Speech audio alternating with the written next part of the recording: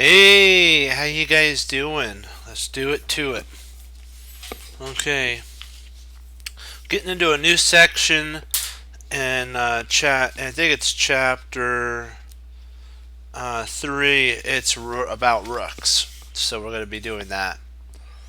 Let's see. There's a game that Jeremy Silman played versus our shit uh, S chain, S chain. So it's Jeremy Silman versus R Eschin chain or something like that. I don't know if I'm pronouncing it right, but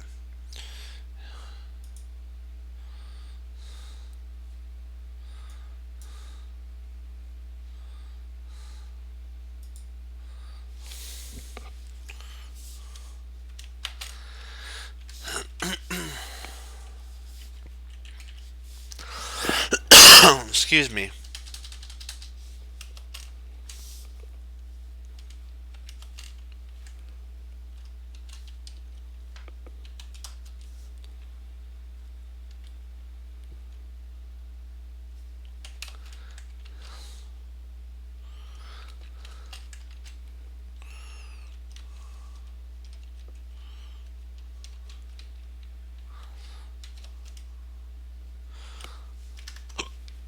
Oops. Excuse me. There we go. Let me make sure I spelled Fran right. Francisco.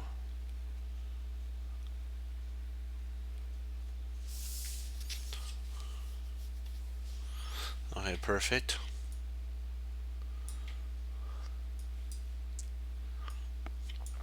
Jeremy Silman's white and S chain is black. So E4, C6 must be a Sicilian type of generation or something because they play a lot of Sicilians. That's for sure. It's more. I think it's more aggressive for black, if I'm not mistaken. But you have to know a boatload of lines for that. So it's kind of like one of those things that you have to be okay with.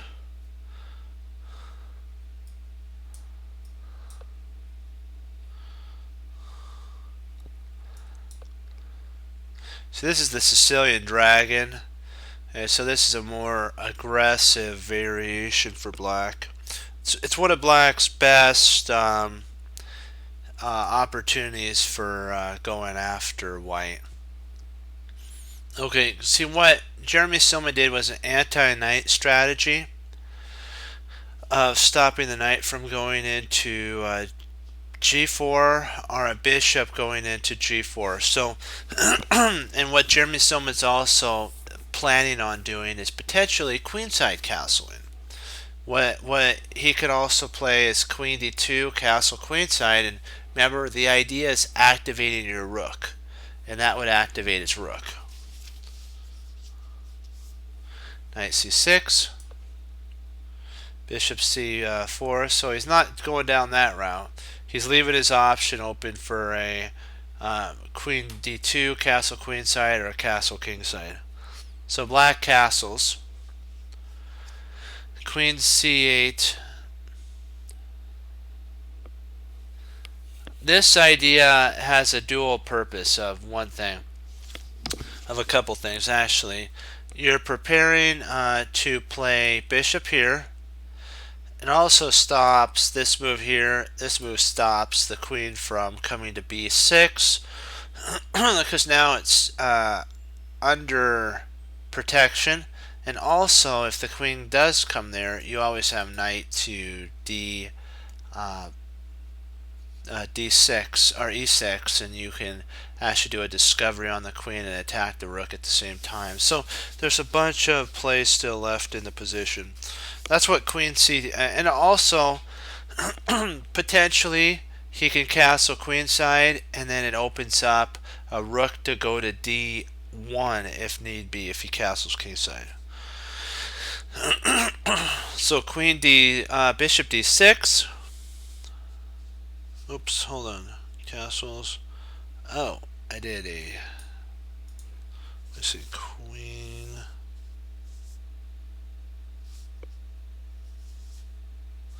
Oh, f4.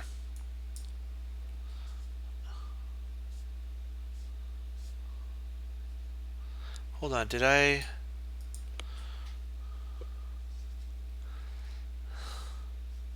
Oh, bishop b3. I am sorry, I had the wrong move.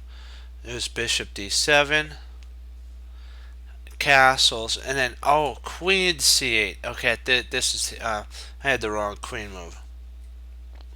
f4, rook d8, queen f3, knight takes, bishop takes, bishop c6. That pins the pawn to the queen. ad8.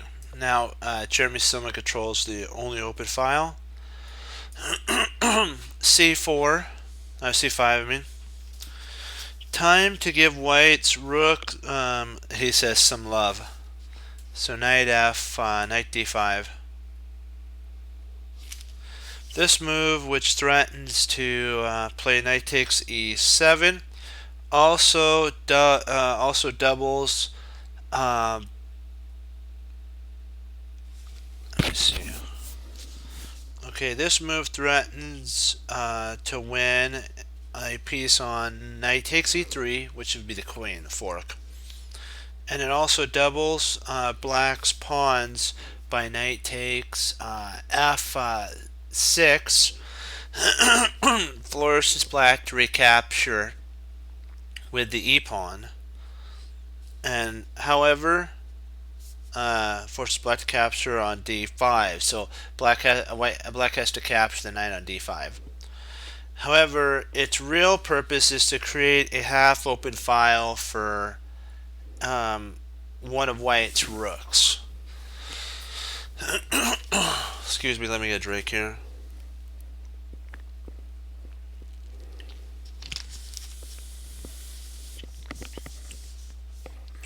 So knight takes, e takes d, and then bishop d7.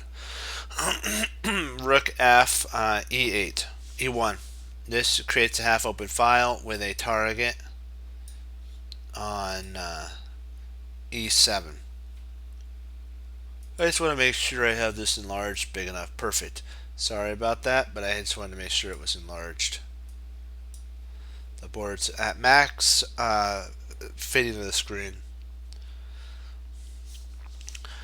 Now we can see the point of knight d5. The former e4 pawn has been moved off the e-file and now on d5, where it gains space, frees the rook for it. If it gains space, frees up the file for the rook. This allows them to express tremendous pressure against e4. So this also allows the rooks to be able to be doubled and extend a lot of their pressure onto e7.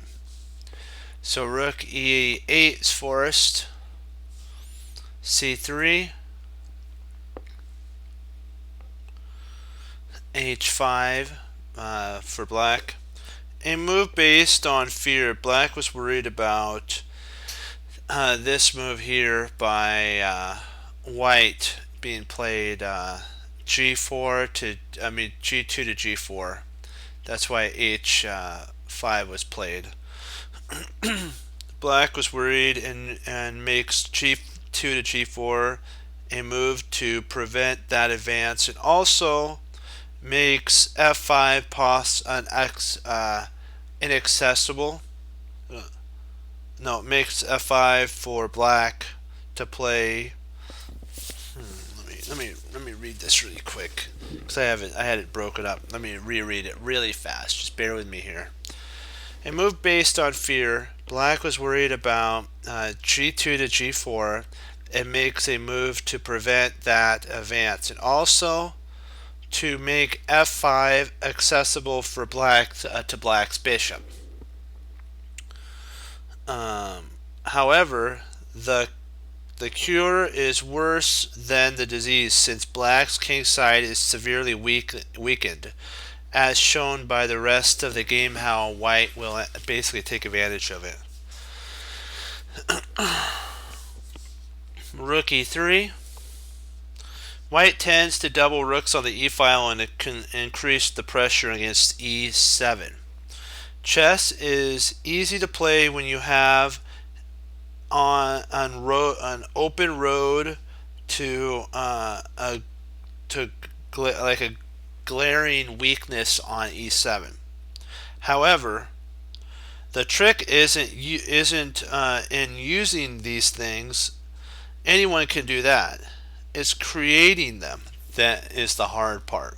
He says chess is very simple to play, but the problem is creating those threats, creating those weaknesses to take scope on and hone your attack on.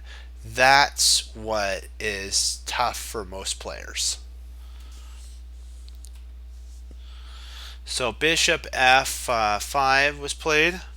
Calmly following his plan, the alternate move would be bishop takes d, rook takes, and then bishop f5. Allows white to make use of the same strong bishop maneuver that we've seen in the game. So at this point, remember, what does white want to do? White wants to double up his rooks, right? If right now white were to double up rooks, the bishop would take, and then the c-pawn would have to take the bishop back. So that would double and make white's pawns very bad. So I want you to stop right now and think, with the idea of going after e7, what would be white's first move continuation? Stop now and think about what white would play first so that they wouldn't get c takes d4. Okay, if you're joining us and you want to continue to watch, the first move is actually bishop takes g7. Because of course you see if this gets played, then the bishop takes and pawn takes, and Jeremy Silman now has these two weaknesses, the double d pawns, and they're not very good. So first of all, what he does is he removes that threat by playing bishop takes g7, and then after king takes g7, rook d e1, and now that becomes a thorn in his opponent's side. Moves don't get more obvious or natural than that. Doubling on the e-file will force two black pieces to babysit the e7 pawn. Note how powerful white's double rooks are in comparison to black's passive counterparts on a8 and rook on e8. Okay. Bishop d7, queen d7. Black thinks he has everything under control, but white's next move shows that he's badly mistaken. So what is white's next move? It's an exclam setup here.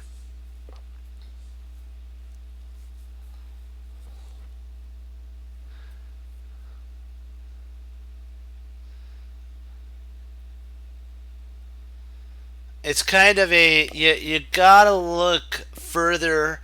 This is kind of a different move, really different. So I'll just show it to you because I know it's gonna be difficult for you to spot, but I know you probably did with proper practice see this move here.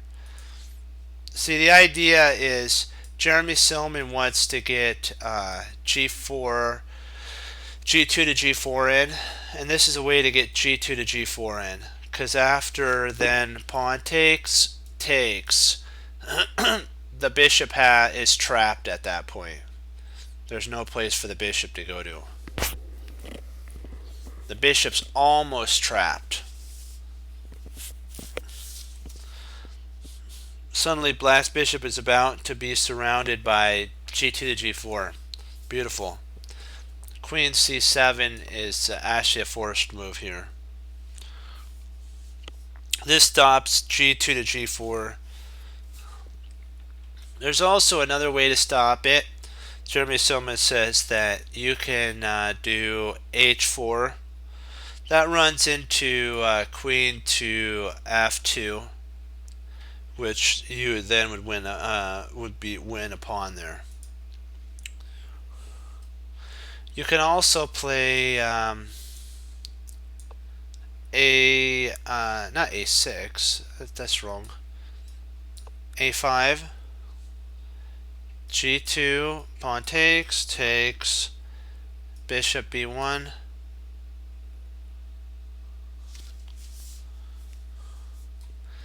And then f5. Exclam. Giving white a strong attack. For example, if bishop takes, rook takes e, exclam.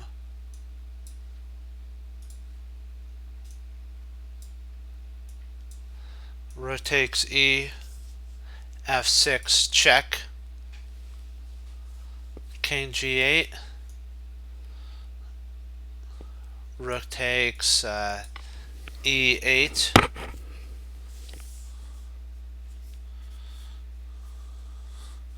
or if g takes oops, sorry, not this one here. If h takes g,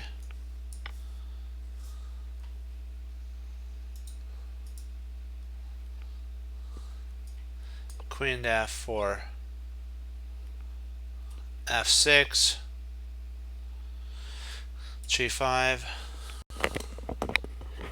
bishop e4, g takes check, e takes, and then rook to g3, and black can resign at this point.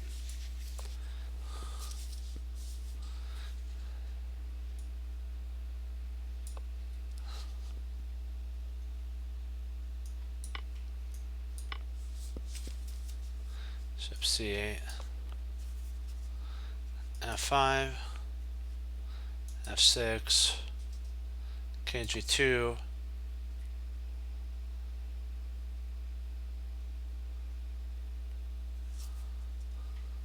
bishop b7, g5. That just tears the king side apart. Queen c4, oh, it's not c5, c4. Bishop b3. Queen h4. Rook e4.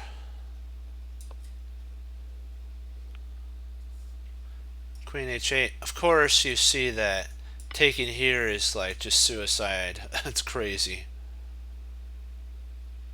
Because you just walk into an inferno right there. You could try this, but then you still walk into a problem, and then the queen hangs, so you can't do that. So that's why the queen has to run back. Rook takes, check, rook takes. King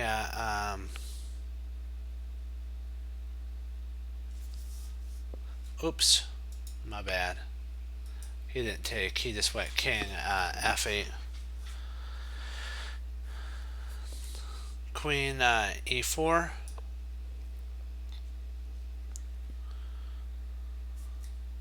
Rook takes, queen takes, king g8, and then queen takes, rook f8,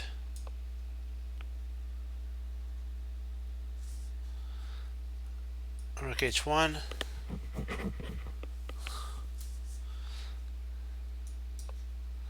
there, queen takes, k takes, and then g takes. I was almost thinking back here.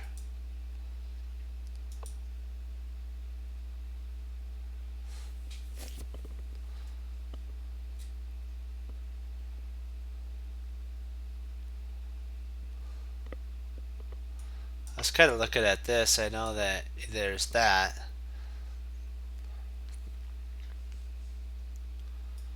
And then you could take here. And if takes,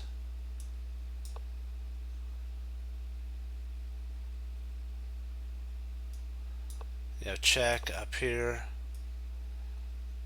And then rook there. I still think it's still playable. You could play something like that. Or potentially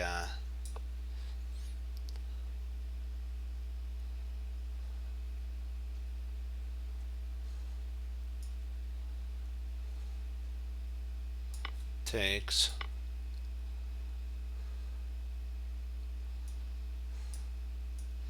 Yeah, I'd have to play up there, then you take there.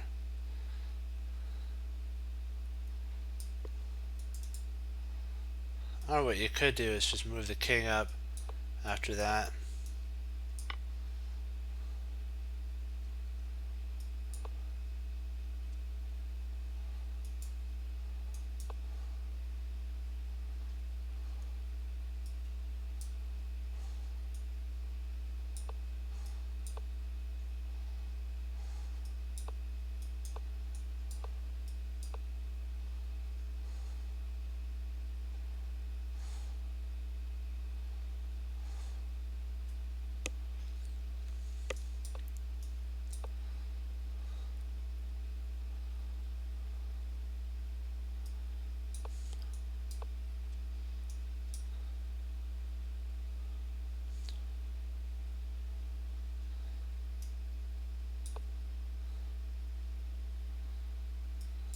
And then mate happens, so you can't do that. And then if you take,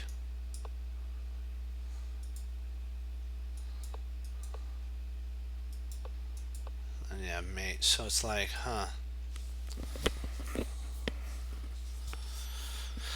Okay, dokie. Let's see. So we have 22 minutes in. Let's do another one.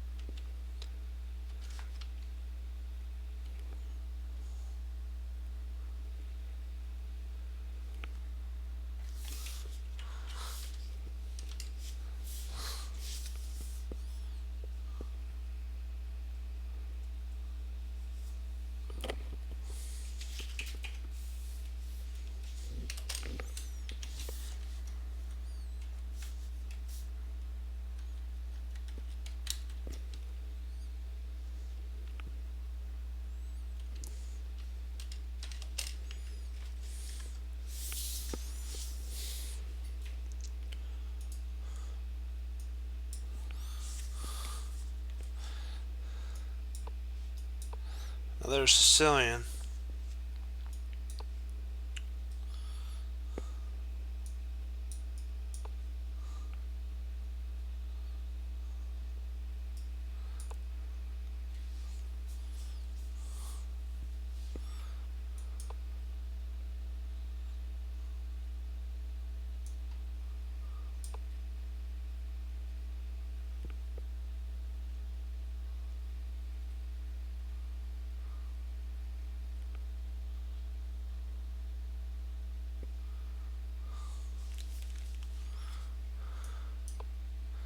I'd be tempted to play this here.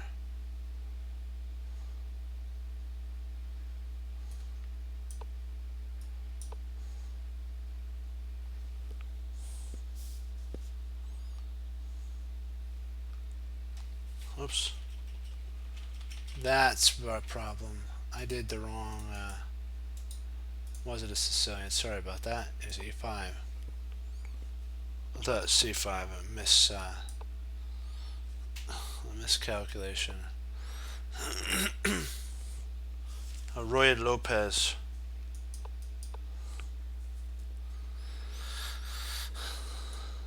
Hey, how you doing? Play okay?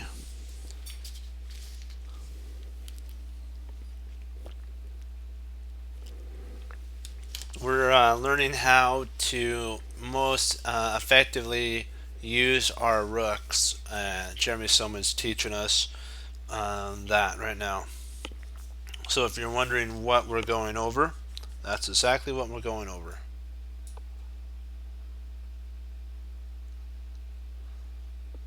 Yeah, I had a couple things that I had to do today to set back the time of the stream. But you know what? Life happens, and you just, like what we always talk about, you have to go with it and always, every day, do a little bit. That's the team chest cruncher way. You just hang up your coats, hang up your hat, sit down, study when most won't. Team chest cruncher does, and that makes all the difference. That's our motto. And it doesn't matter when you study, as long as you get some study in. Because life's gonna happen. I always think about, if life gives you lemons, make lemonade. And the Lord Jesus would never give you anything that more than we can handle. So there's always reasons. There's no randomness, like what we always talk about. No randomness at all. Okay, C3. Oops, let me see. D5, bishop there. D6. Okay. C3. And then castles for black.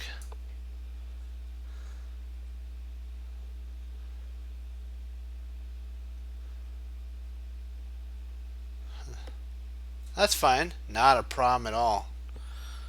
Hey, you know what? Glad you guys are here. Here.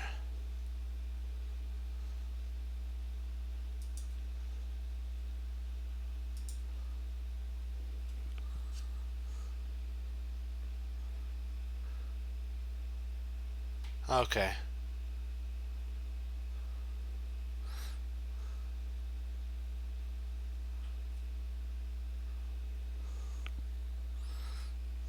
Alright, so H3. Let's try to make sure I have this right. He has a long variation that I want to make sure I'm getting that's correct. Perfect. There's the fianchetto. D4. Rook E8. Sometimes I talk out the moves so I don't lose track where I am. Bishop F8.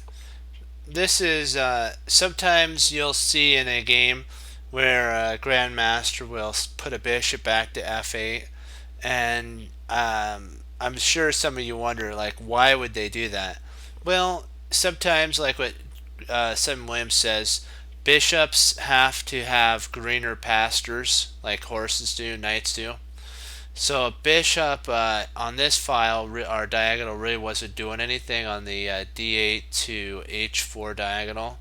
So maybe there's more hope for it if it can. You can fianchetto on g6 and then do an advanced fianchetto. Maybe h6 to c1 diagonals better for the rook. You always have to be on guard. It's also a really good protectorate of g2.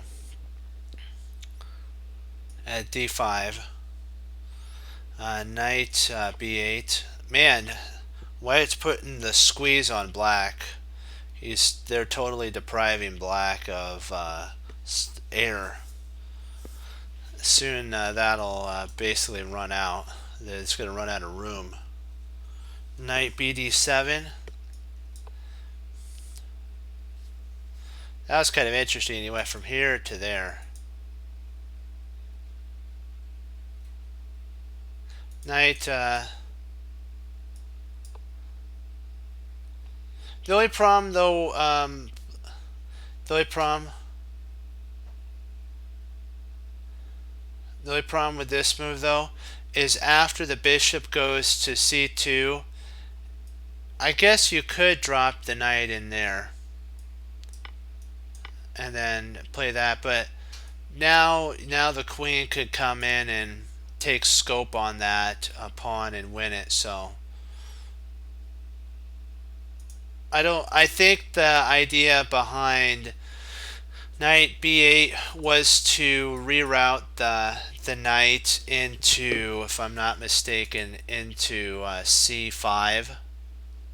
That's kind of the idea that black wants to do. Is you have to always ask yourself, where would you want your knight to optimally be placed, and try to work backwards from that. Like just imagine, oh, bye, play, okay, I'll see you tomorrow, bro. Okay, um, our team, that's what I should say, team chess cruncher. Okay, but you have to always think, if you want your knight here and then the knight is here, how would you work back to get there? First you go there, then you go there. So you'd have to, if the knight started on c6, to get to c5, you have to go here, here, and there, and that's how you do. You work backwards. Some works forward, but you always think, where do I want it, and how long does it take for me to get there?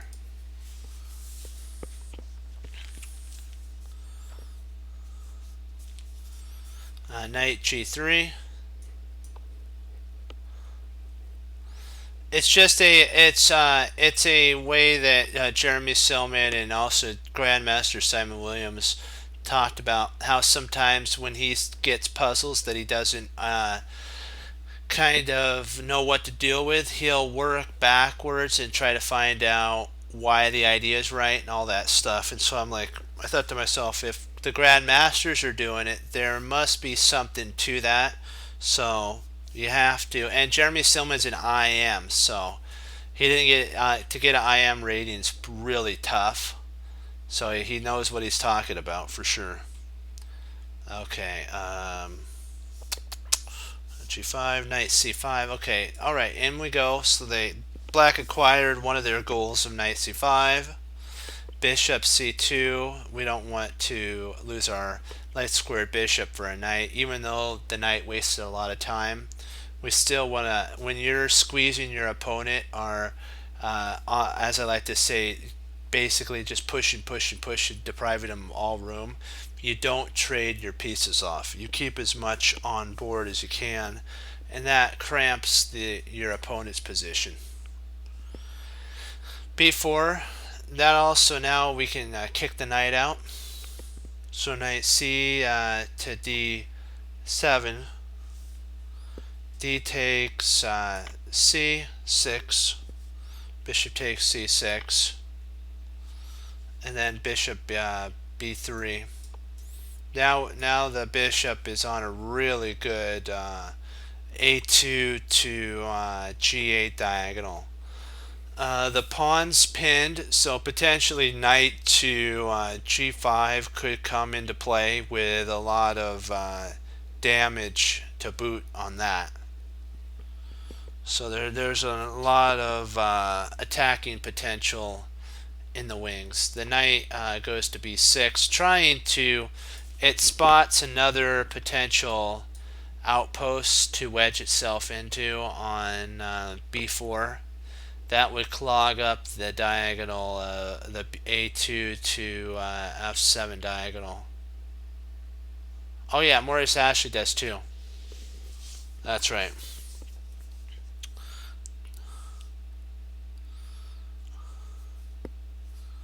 And that's the thing. Yep. Okay, knight h2.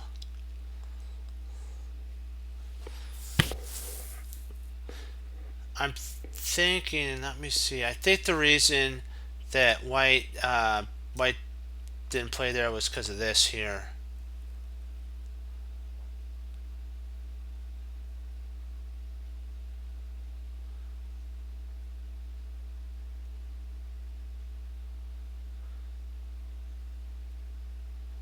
Oh,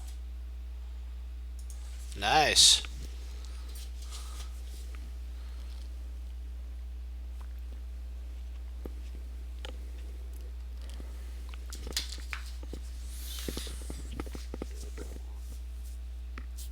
Excuse me. Let me see here.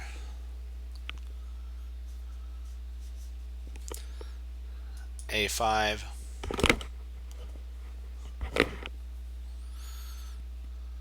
B takes A5.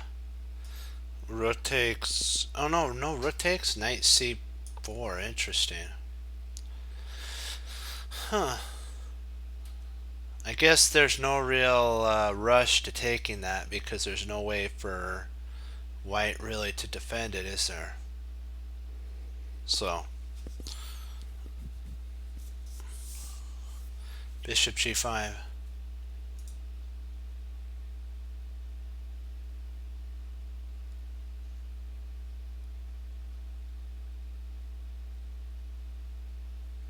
Okay.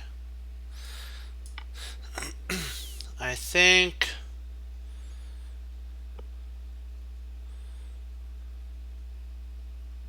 trying to see what the drawback to that would be.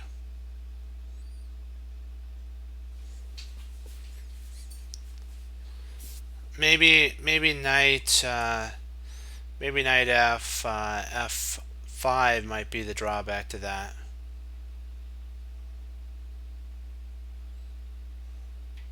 Because then if knight comes in trying to defend, you could take there, and surprisingly play, nope, you can't play knight there because the bishop would take, and then it would be pinned, so.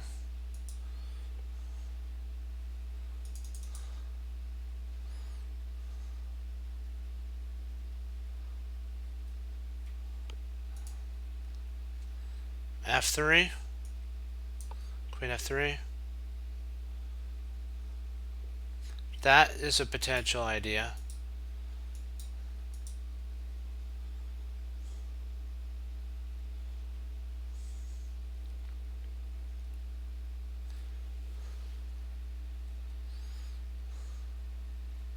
Well, then the rook would probably have to go back to A2, and then the knight would probably come in, and if there,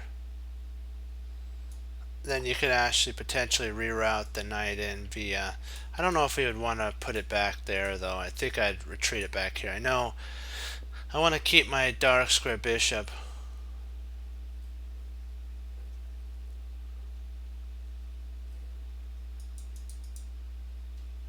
Bishop E3.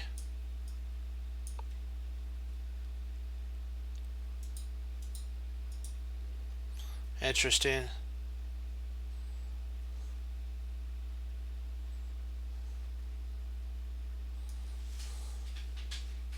Probably rook D8 then.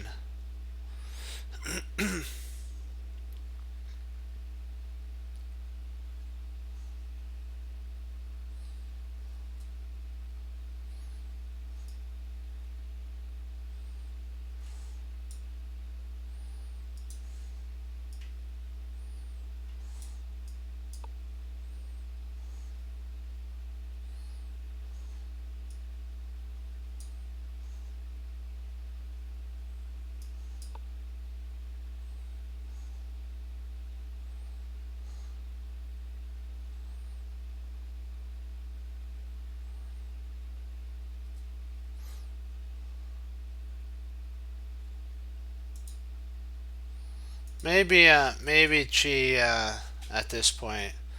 Then you could take there, take there, and then knight F5.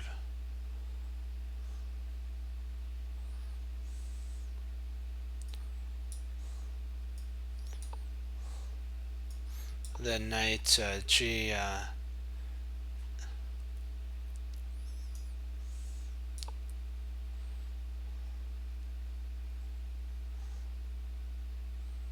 Probably. Oops, not there.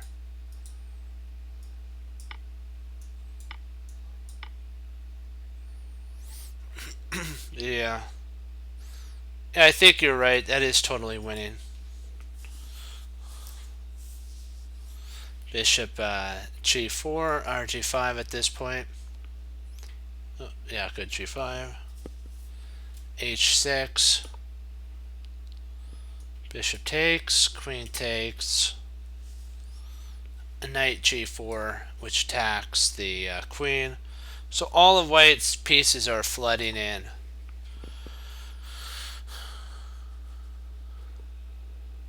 Knight e3.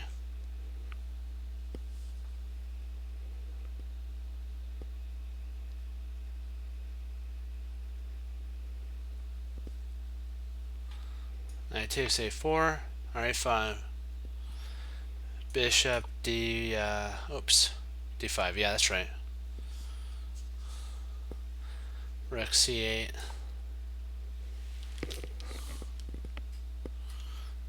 Rook b1. Now you see how white controls the half open file. It's very that's a very strong move. Really strong. Yeah, we have to keep our eyes out for those type of move continuations. Now knight. Wow, look at the power of this one.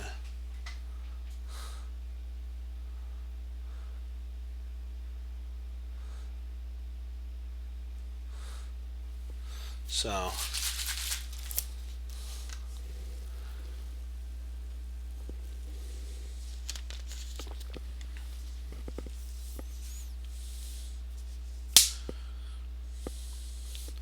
Rook c8.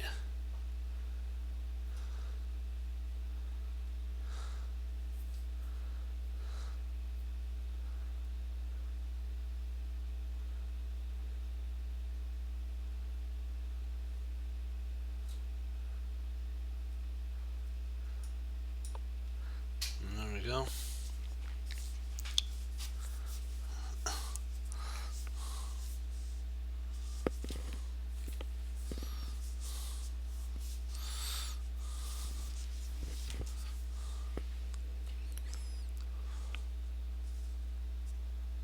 Let me see. What move are we on? 27. They got okay. Rook c5. Perfect. Boy, black's position's teetering, on my opinion, on the edge of being too overexpanded.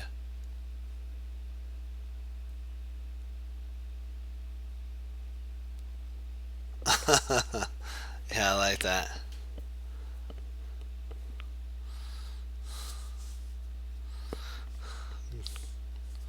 Knight c4.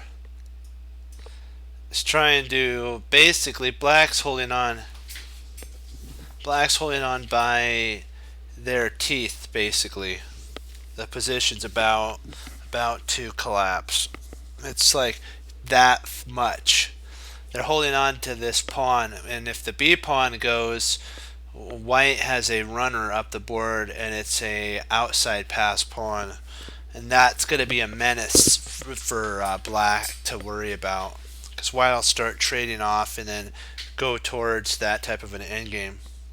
At least that's what I would do if I can win that b5 pawn. Let's see here. So we're on move 28. Perfect. Queen d, knight c, knight f5.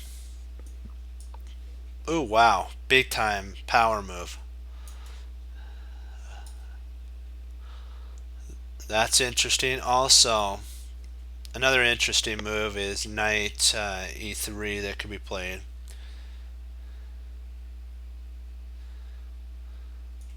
Wow, knight b6. Incredibly, wow. Incredible. Knight f. Oh, so we were right.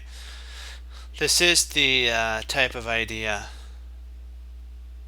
They're trying, white's trying their heart out to go for this b5 pawn.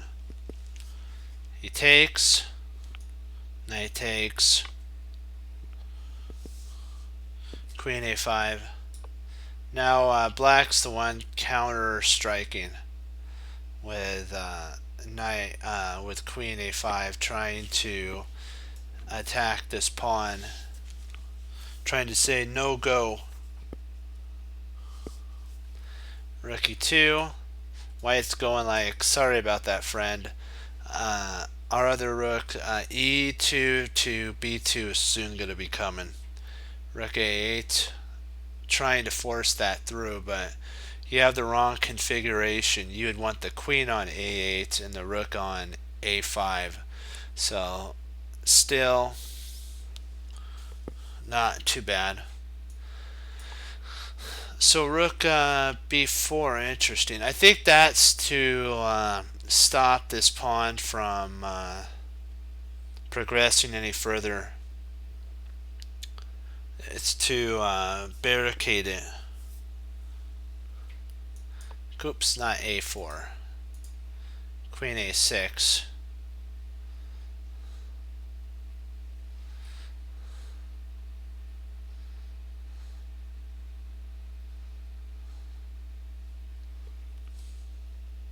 Rook b, e2. That holds onto the pawn. Man, I gotta say, I really like White's position. White's position is so strong here. Wow. Next, nice. Look at this power move. Wow. That's that. You just gotta love when those type of games get played. White is obviously better. His huge knight compared to its black horrible counterpart. Basically, yeah. This, yeah.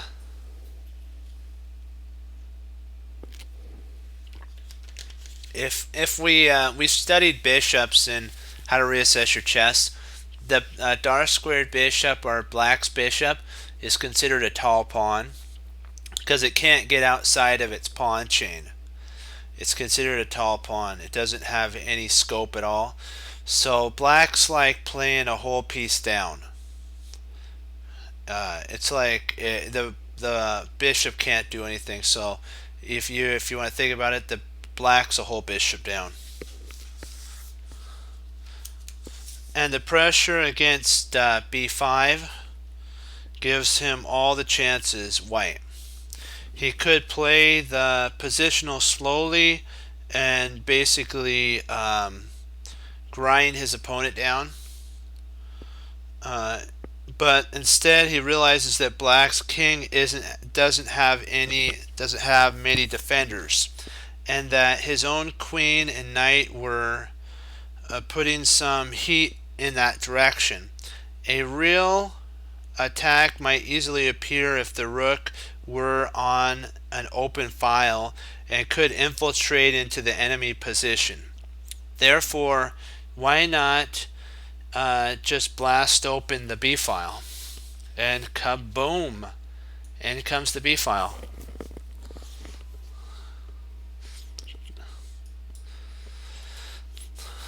That's like throwing a little bit of c4 at the wall of the fortress, and boom. That's pretty powerful. There's also, Jeremy Silva says c4 wasn't a bad move either. That still gets an exclam as well. Rook a5 could be played at this point.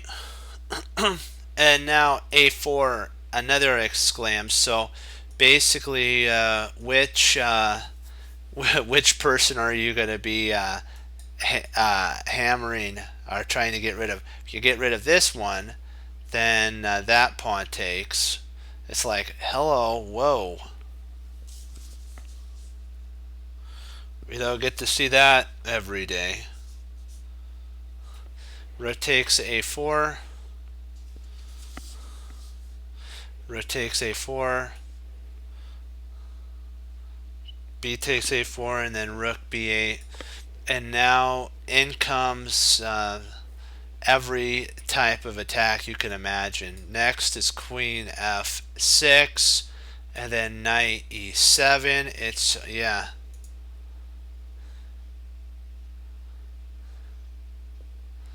Yeah.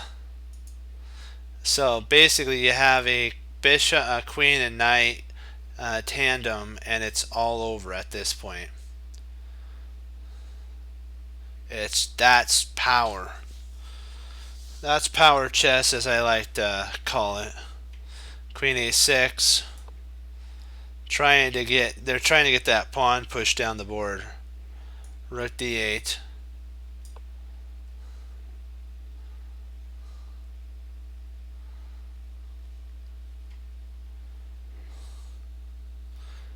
Rook takes d5. C takes d5. I know I would have been tempted to have played this move here, but still this idea still comes into play, and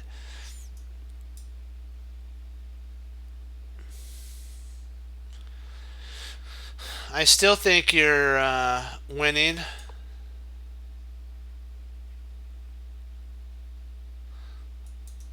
One move too late.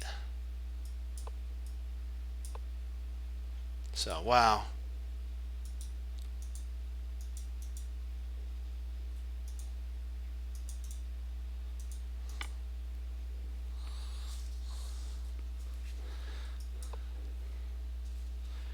And then queen g4. Incredible, yeah. So, rook takes a4. Rook a5 is playable as well. And then again we have c4. So it's like one of our soldiers is gonna berserk through. So it's like you may try to stop this, but the other berserker comes in and is ready to challenge the fortress. So you're not going to get away from that. So black just basically kind of says, well, I guess I'm just going to have to take it. And then takes, b takes, and then rook b8. And now the attack is so strong, so strong, that there's not much that black's going to have to sack a rook basically to slow down white's aggression. The rook has burst into black's position, and now the combination of queen and rook and knight, which are all aiming at black's king, promises him an attack. His first threat is knight e7 check, picking up black's queen. So queen a6. Oh, white blundered. No. No. White blundered and played queen f6. No. That's a horrible blunder. That was not. Oh, that was so sad. They had to win. Ouch. Well, not black isn't winning, but white blundered on queen f6. Oh, that's so sad. Knight e7 is actually winning.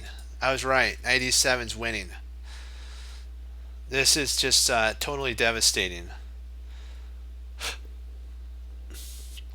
Because if the king comes up here, you always have. I'm thinking. Let me see. I'm thinking that you could have check here, takes, queen check, king up, rook takes, and I'm trying to see if there's really any maybe if king up here you have check there, but I'm not sure.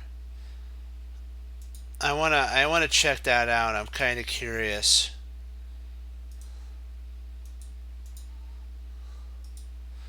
I want to see what the engine says would be the best. Okay, so this is the best move. Oh, I got it.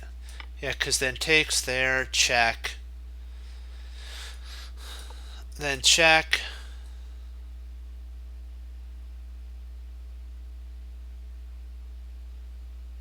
and then up, then you could actually take there and come in. And even if he tries that, you have check, check, almost check, check, and then checkmate. Wow.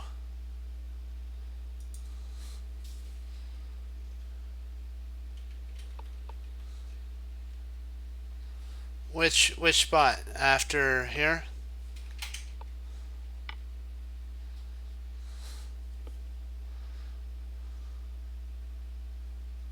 Oh, in the corner.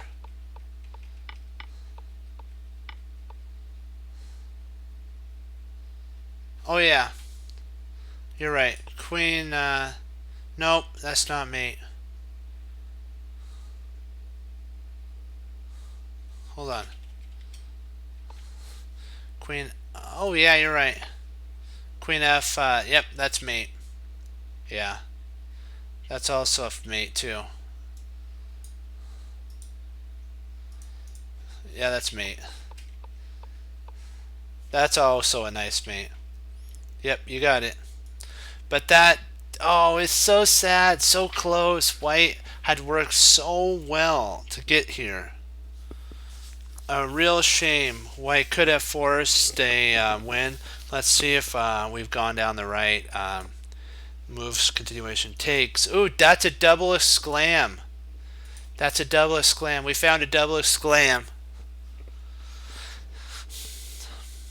Queen A2. So we'll promote that.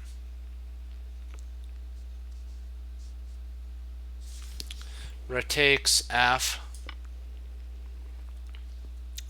A3. Rook E8.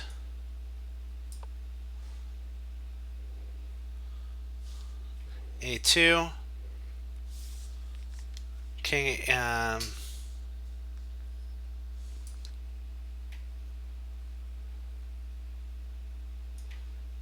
Knight F8. A1 equals queen. King H2. Queen C1. Knight E6. F takes. Queen F8. King G6. Rook takes E6 check. King H7.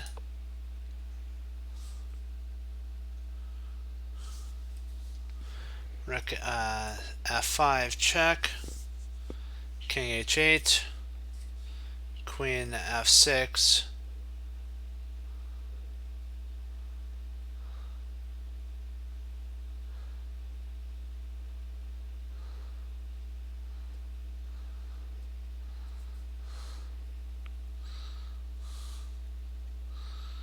Six. Okay. All right. Queen G7. Rook E8. King H there. Queen F. G6. King E2. Queen H8. Queen take. Oh, Queen F8. Interesting. Oh wow, that is interesting. This is a really interesting mate. Queen G. There's a check here and there, but I think there's a. Oh no, the queen covers. I was trying to see if we couldn't at this point. Not here. Play here, but then I had to realize that the queen guards there, so there's another way to create mate, and that's this.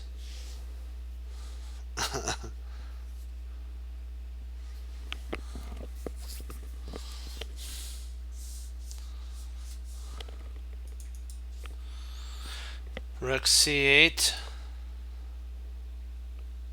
And suddenly the attack is over and the A-pawn reigns supreme.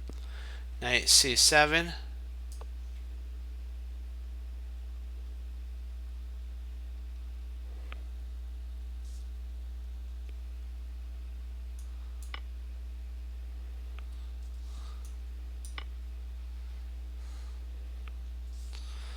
B1 check. King H2. A3.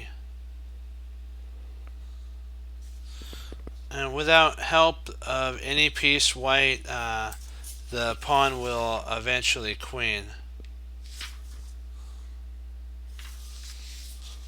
The queen is misplaced on F6. And chess is a team game. There's no team to help out here, so queen H4. And at this point, Kerplunk. You can even sack the rook. And then H1, B5, queens, B6, queen B2, queen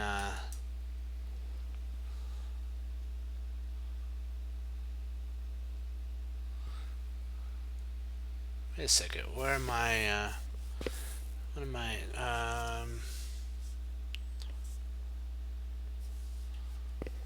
oops.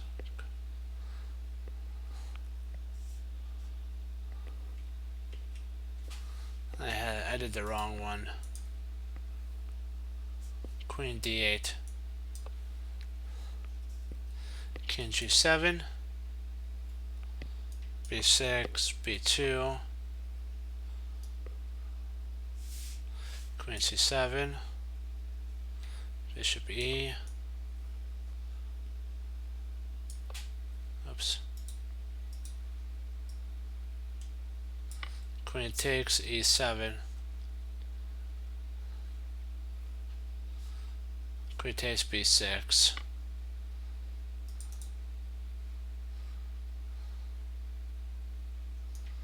I was thinking this, then potentially they have that. So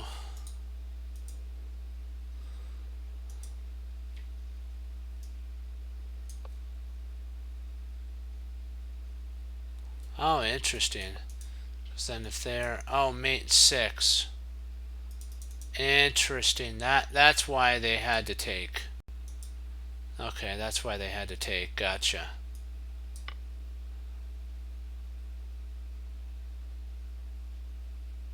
Okay, bye-bye. Bye.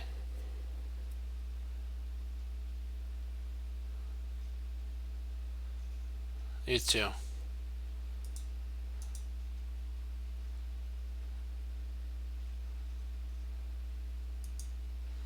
And so that's the whole idea based on this was they're going to win the pawn. F3 is played here. Queen D4. And the idea is to try to slowly but steadily get the position rolling. Queen D7. King D2, or Queen D2. Queen D8. H5. Queen back and forth F4. King H1. Queen F6. They're trying to trade off the queen somehow. Queen C7. G5. Get the pawns rolling. Queen D7. Queen E6. Queen D8. Not trading, because if they were to trade, I believe there's enough to actually win here.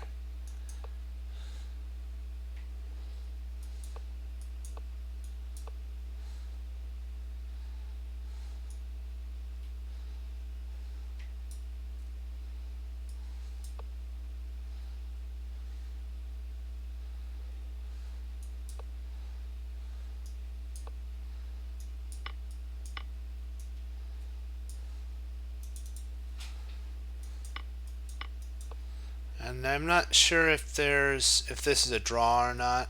It may be a draw, because there's really no way to get the position rolling. So it might have been better for trades to actually happen.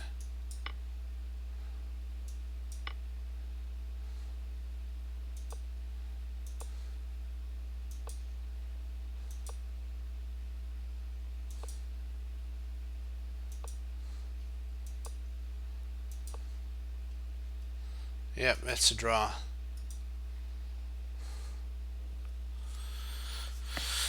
So g4, h takes, king h2, bishop g6, check, king g3,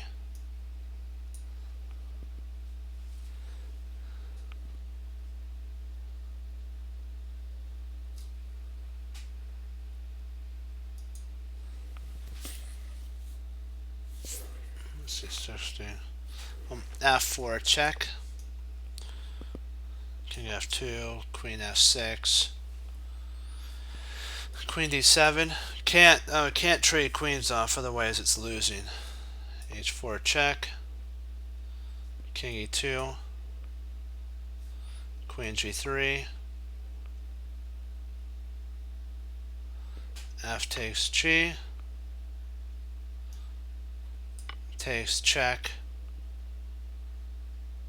king e2, or e3, queen g3, king e2, queen f4, queen takes d6,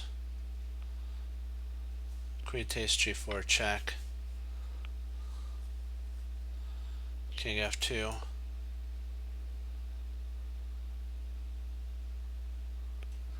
queen f4, check, king g1, queen g5, check,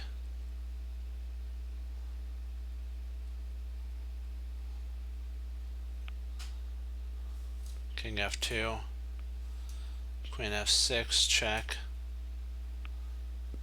takes, f3, and then king g5, and there's after g3, f6, and now that the king has to stay here, I'm thinking that, is this a draw? So you can't do that. I think maybe yeah, king h4 I think is the winning move here. Then king g3, king f3, because you got to you could actually, if you wanted to, play these two moves. I think king f4 or king f3.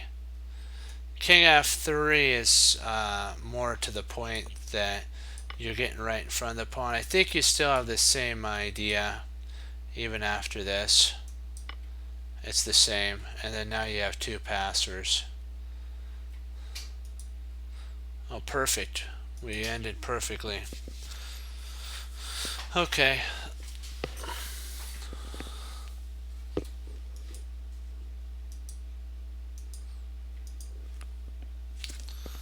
F3 is where it ended, and after F6, black is winning. So we'll call it on this. And we'll pick up. Let me see, where did I put my pawn? Here we go.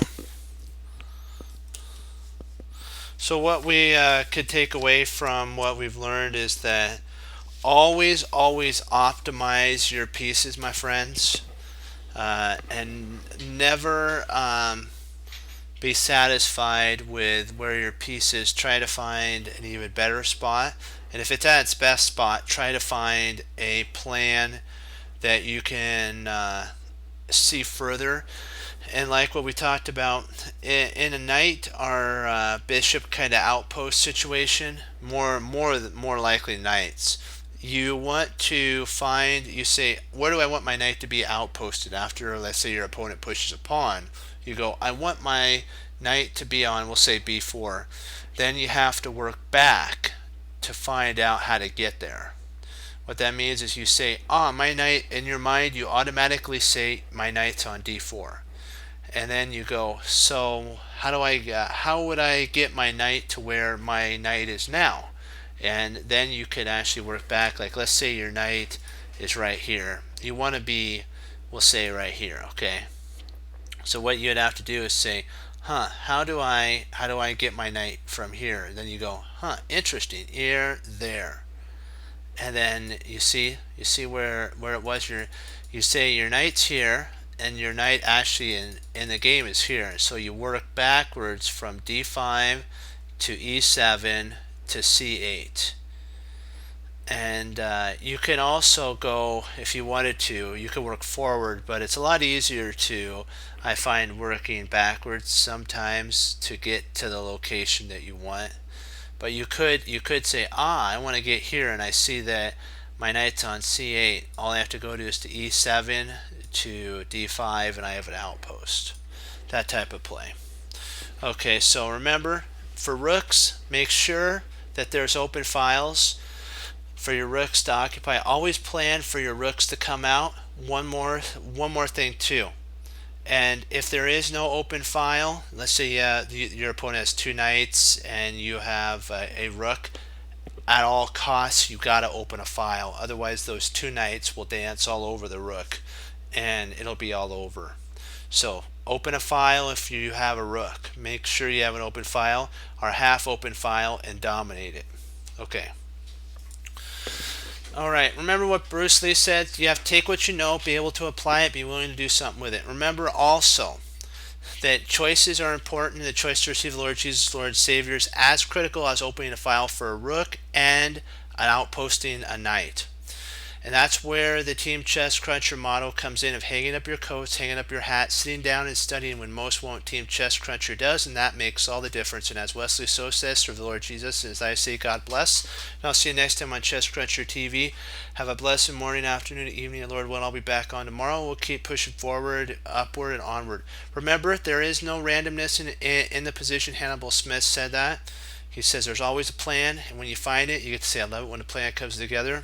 Okay, keep studying chess, having fun, learning, doing your openings, and also remember, study the knights and the rooks. Okay, 2 thumbs up, hoorah, be blessed, and I will see you tomorrow on Chess Cruncher TV. So go Team Chess Cruncher, hoorah, be blessed. Bye bye, team.